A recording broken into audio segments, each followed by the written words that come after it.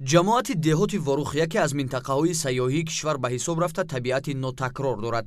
кӯҳҳои сарбафалак-кашида, боғҳои мевазор, дарёчаву ҷӯйчаҳои пурҷӯшу хуруш, обҳои мусаффои чашмасорон, овози паррандаҳои хушсадо табиати Ворухро боз ҳам гуворо мегардонад. маҳз ҳамин гуногунрангии табиати Ворух диққати ҳар бинандаро ҷалб менамояд, махсусан макони истироҳативу фароғатии Бедикаҷ дар сартосари ҷумҳурӣ маъмулу машҳур аст. кас аз садои форами оби ҷӯйбор роҳат кардаву аз накати бӯи гулу сабза роҳат мекунад. ва бояд бигуфт ки ин минтақа Бедикаҷ унвон гирифта меҳмонон ташриф меварданд, сайёҳон ташриф меварданд ва истироҳаткунандагон дар ин мавзеъ истироҳату фароғат мекарданд.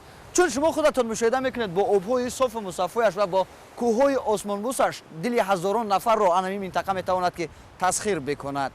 пайкараҳои зебои қаторкӯаш диққати синамогаронро ба худ кашида буд. аз ин ҷост ки аксари филмҳои бардошташуда манзара ва кӯҳҳои сарбафалаккашидаи Исфараро доранд. ҳар як шахбандии кӯҳ бахусус дар деҳаи Ворух бинандаро моту мабҳут месозад. ҳамин аст ки яке аз филмҳои машҳур ва сербинандае ки то ба имрӯз ҳаводорони худро дораду онро тамошо мекунанд, филми Ҳасани Аробакаш мебошаду он дар ин минтақаи зебоманзари Бедикаҷ ба навор гирифта шудааст ки сокинони Ворух аз ба навор гирифтани ин филм хуб огаҳӣ доранд. сайёҳони бисёре меомаданд, манзараҳои зебо дорад, ҳамонҷо дам мегирифтанд ва то ҳатто кинои Ҳасани Аробакаш ки хеле мо онҷо ҷавонтар будем, ҳамон давраҳо ҳамонҷо филмбардорӣ шудагӣ, ҳамонҷо дар ёдам ҳамонҳо номош нест. неки ҳамон намудош то ҳатто ҳамин як монда сардори бригада буданд, ҳамсоягӣ монда зиндагӣ мекарданд. дар хотирам аст ки ҳамон касба асп додану ҳамон аспдавонинда ҳамон одам иштирок карда буданд. ҳамзамон дар роҳ аз шаҳри Исфара ба ҷамоати Ворух чанд қалъаро вомехӯред ки он ба худ таърих дошта ба ҳусни ин мавзеи сайёҳӣ боз як зебогии дигарро зам мекунад.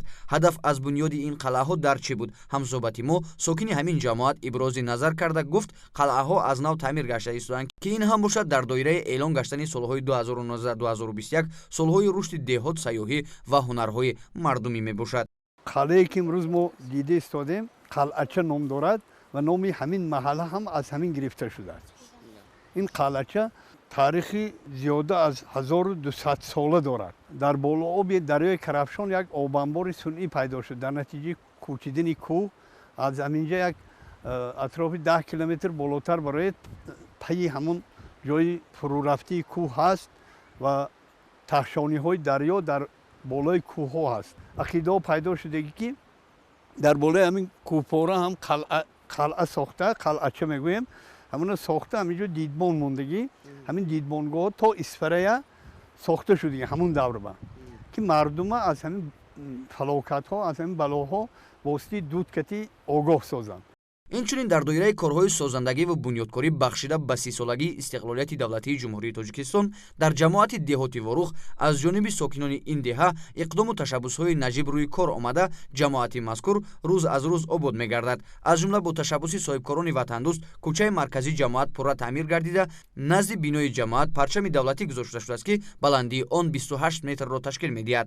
дар баробари таъмири роҳҳо ва бунёди иншоотҳои гуногун дар доираи корҳои созандагӣ бунёди як қатор иншоотҳои гуногун ба нақша гирифта шудаву он то ҷашни 30 солагии истиқлолияти давлатӣ мавриди баҳрабардорӣ қарор дода мешавад, гуфт раиси ҷамоати деҳоти Ворух.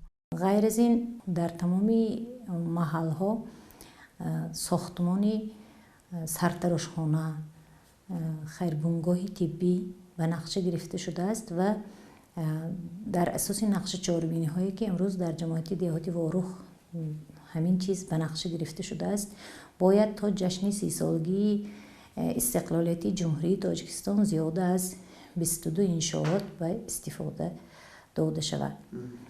ва чӣ хеле ки дар асоси моҳи декабри соли 2018 дар паёми пешвои муаззими миллат солҳои 2019-2021 соли рушди деҳот, сайёҳӣ ва ҳунарҳои мардумӣ эълон карда шуд, ин ба мо як имконияти дигар даст дод ки он камбудию норасоиҳое ки имрӯз дар ҷамоат ҳаст ё дар деҳа ҳаст барои бартараф кардан кӯшишу ғайрати зиёд намоем. боғдорӣ барои мардуми ворух ҳунари меросист, вале бояд зикр кард, ки ташкили боғҳои нав дар замони истиқлолият дар ин минтақа равнақи тоза гирифтанд. Аз ин рӯ ҳамасола тавассути соҳибкорони маҳаллӣ аз ворух 250-300 тонна зардолии хушк, 300-500 тонна ноку себ ба хориҷи мамлакат содир карда мешавад. гузориши Фаррухи Убайдулло ва Солеҳ Раҷабов аз шаҳри Исфара барои барномаи Иттилоъ.